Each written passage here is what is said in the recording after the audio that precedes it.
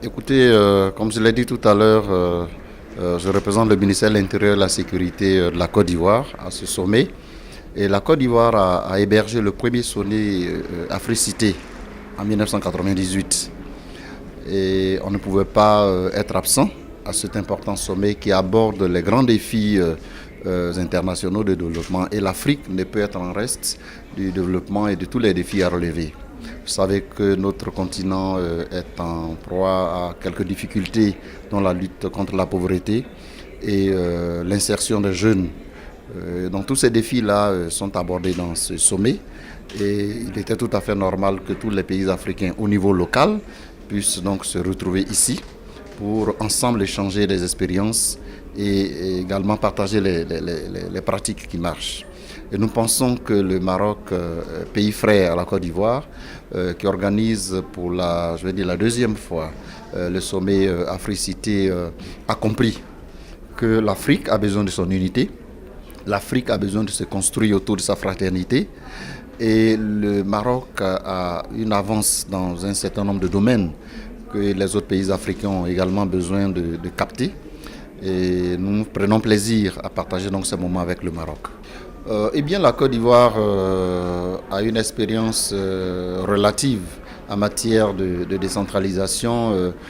Nous sommes partis d'une période de balbutiement depuis les années 60 jusqu'en 80, l'année où les premières élections locales ont eu lieu en Côte d'Ivoire, les communes de plein exercice. Et depuis lors, les élections locales s'organisent, donc la démocratie locale se matérialise véritablement au niveau local.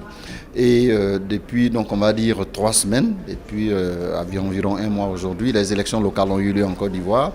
Et l'engouement des populations a montré combien de fois la démocratie locale s'enracine en Côte d'Ivoire et combien de fois les citoyens ivoiriens ont envie de se prendre en charge.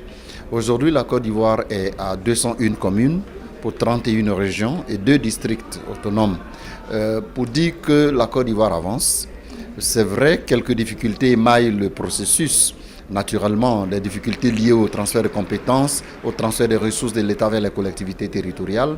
Mais en même temps, l'État de Côte d'Ivoire y va de façon méthodique, y va de façon rigoureuse et prend soin de poser des pas sûrs, de sorte que nos populations puissent véritablement aller de la transition du central vers le local.